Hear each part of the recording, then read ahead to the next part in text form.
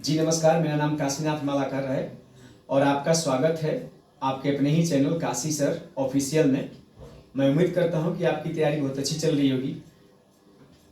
चलिए आज मैं शुरुआत करता हूं और बताता हूं आपकी कि संविधान का निर्माण कैसे हुआ। और आज इसे हम एक कहानी के रूप में पढ़ेंगे, ठीक है। इसके बाद सबसे पहले मैं आपको एक मोटिवेशनल स्पीच देना चाहता हूं जिससे कि आपकी पूरी नौजवान बनाएगी। कि मंजिल ने कहा कि तेरे बस की बात नहीं है, मंजिल ने कहा कि तेरे बस की बात नहीं है, और हौसलों ने कहा कि चल झुकती तेरी औकात नहीं है। तो चलिए आज हम बात करते हैं कि संविधान का निर्माण कैसे हुआ। इसे हम एक कहानी के तौर पर समझेंगे। बात होती है 24 मार्च 1946 में कैबिनेट मिशन भारत आता है। कैबिनेट मिशन भारत आता है 24 मार्च 1946 को। इसके बाद इसमें 3 लोग थे, पैथिक लॉरेंस, एबी अलेक्जेंडर और स्टेफोर्ड। पैथिक लॉरेंस इसमें अध्यक्ष होते हैं इसके, और जिसमें कि यही बताते हैं कि भारत के हर एक 10 लाख जनसंख्या पे एक सीट होगी। और इसी मिशन के तहत संविधान सभा का गठन किया जाता है। और उस संविधान सभा में 389 टोटल सदस्य थे।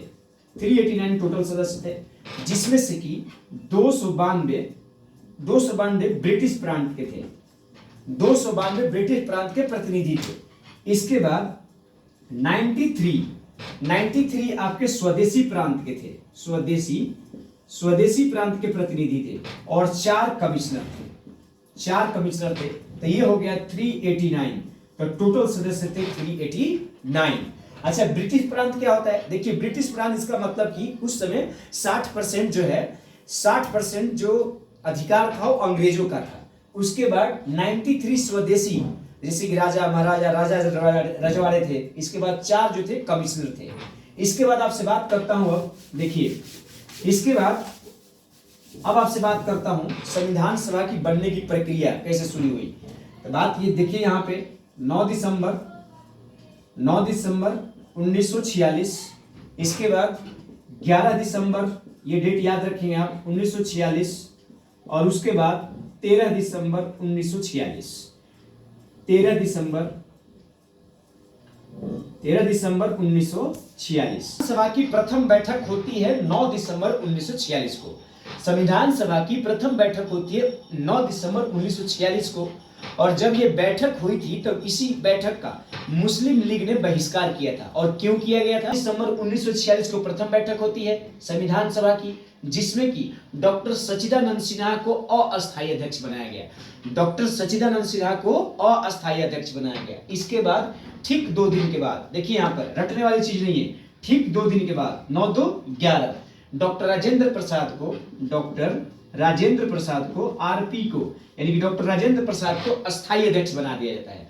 ठीक 2 दिन के बाद 11 यानी कि 13 दिसंबर, तो 13 दिसंबर को पंडित जवाहरलाल नेहरू जो है उद्देश्य प्रस्ताव लेकर के आते हैं, और यहीं से संविधान बनने की प्रक्रिया शुरू हो जाती है। अब आपसे मैं बात करता हूं, देखिए क्या बात करता हूं, कुछ समिति थी और कुछ समितियों के अध्यक्ष कौन थे उसके बारे में बात करता हूं। देखिए, जैसे कि संचालन समिति, तो संचालन समिति के अध्यक्ष कौन थे? डॉक्टर राजेंद्र प्रसाद, आरपी, यानी कि डॉक्टर राजेंद्र प्रसाद संचालन समिति के अध्यक्ष। इसके बाद प्रारूप समिति के अध्यक्ष, प्रारूप समिति के अध्यक्ष कौन थे? प्रारूप समिति के अध्यक्ष कौन थे? देखिए, B.R. Ambedkar, doctor B.R. Ambedkar जो थे प्रारूप समिति यानी कि ड्राफ्टिंग कमेटी के समिति के अध्यक्ष। प्रांतीय समिति के अध्यक्ष कौन थे? प्रांतीय समिति के अध्यक्ष कौन थे? देखिए, सरदार वल्लभ भाई पटेल कौन थे? प्रांतीय समिति के अध्यक्ष थे। सरदार वल्लभ भाई पटेल जो थे प्रांतीय समिति के अध्यक्ष थे। इसके बाद संघीय समिति के अध्यक्ष कौन थे?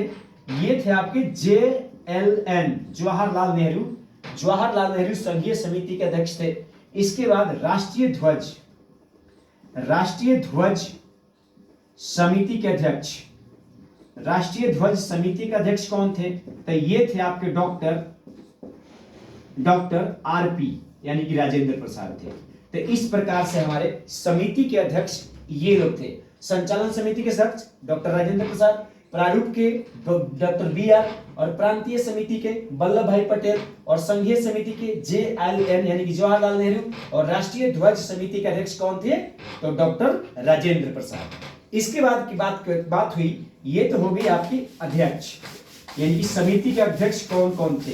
अब बात हो गई, अब देखिए आखिरकार जब मुस्लिम लीग ने बहिष्कार कर दिया था कि हमें दूसरे मतलब कि देश चाहिए, जब संविधान सभा की बैठक हुई थी तो उसमें मुस्लिम लीग के लोगों ने इसका बहिष्कार कर दिया था और उन्होंने बोला था कि हमें दूसरा देश चाहिए। आखिर वो दिन आ ही गया जबकि 3 जून, याद कीजिए 3 जून 1947 को यह घोषणा कर दिया गया कि भारत का बंटवारा किया जाएगा। और ये घोषणा किसने किया था? तो उस समय वायसराय थे लॉर्ड माउंटबेटन और उन्होंने घोषणा कर दिया कि यहाँ पे भारत का बंटवारा अब किया जाएगा। और उस समय से 15 अगस्त को भारत अपना स्वतंत्रता दिवस मनाता है और 14 अगस्त 1947 14 अगस्त को पाकिस्तान मनाता है अपना स्वतंत्रता दिवस और 15 अगस्त को हिंदुस्तान मनाता है अपना स्वतंत्रता दिवस। आखिरकार जब देश का बंटवारा हो ही गया तो इसके बाद ना पुनर्गठन हुआ, देश का पुनर्गठन हुआ। तो क्यों हुआ पुनर्गठन? ये देखने के लिए, ये जानने के लिए कि अब हमारे पास कितने सदस्य बचे हैं। तो जब आप हमारे देश का बंटवारा हो गया उसके बाद से 299 BP यानी कि ब्रिटिश प्रांत के लोग थे और उसके बाद 73 अब स्वदेशी प्रांत के बच गए। और ये क्वेश्चन आता है कि जब आपका देश का बंटवारा हो गया उसके बाद पुनर्गठन हुआ और पुनर्गठन कब हुआ था? तो 31 अक्टूबर की बात है। 31 अक्टूबर 1947 को पुनर्गठन हुआ और जब पुनर्गठन हो गया तो 299 ब्रिटिश प्रांत के लोग बच गए और 73 जो है स्वदेशी प्रांत के बच गए। तो इस प्रकार से आपके देश का बंटवारा होने के बाद पुनर्गठन किया गया और इतने सदस्य बच गए। इसके बाद आपसे बात करता हूं संविधान बनने में कितने रुपए खर्च हुए, देखिए कितने खर्च हुए और इसके बाद कौन कौन से उसमें भाग लिए, इसके बाद महिलाओं कितने भाग लिए। तो देखिए 114 दिन के बहस किया गया था, 114 दिन का बहस किया गया था 114 दिन का बहस किया गया था। 15 महिलाओं ने भाग लिया था, 15 महिलाओं ने भाग लिया था और उसके बाद 63,96,729 रुपए टोटल खर्च हुए थे। संविधान को बनाने में 63,96,729 रुपए टोटल खर्च हुए थे। इसके बाद सुन लीजिए, इसके बाद आपसे बात करता हूं, ये है आपका 26 नवंबर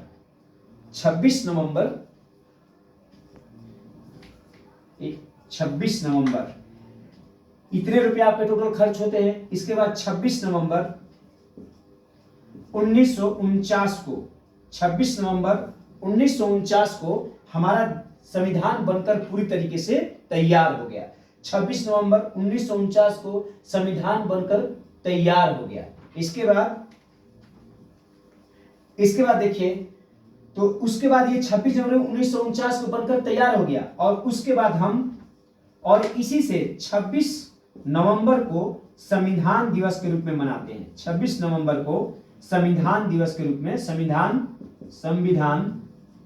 दिवस के रूप में मनाते हैं, संविधान दिवस के रूप में मनाते हैं, संविधान दिवस के रूप में मनाते हैं। इसके बाद 26 जनवरी 1950 को 26 जनवरी 1950 को हम गणतंत्रता दिवस मनाते हैं। और एक क्वेश्चन बनता है अब यहाँ पे कि जब 26 नवंबर 1949 को हमारा संविधान बनकर तैयार हो गया तो 26 जनवरी 1950 को यानी कि 26 जनवरी को हम गणतंत्र दिवस क्यों मनाते हैं, ये क्वेश्चन बनता है। तो याद कीजिए 26 जनवरी 1930 में पंडित जवाहरलाल नेहरू ने रावी नदी के तट पे पहली बार स्वतंत्रता दिवस मनाया था, आजादी दिवस मनाया था और तभी से 26 जनवरी हर साल मनाते आ रहे थे और ये एक हिस्टोरिकल दिन बन गया और इसी के उपलक्ष्य में हमने 26 जनवरी 1950 को गणतंत्र दिवस के रूप में घोषित कर दिया। इसके बाद कुछ फैक्ट याद कर लेते हैं, जैसे देखिए,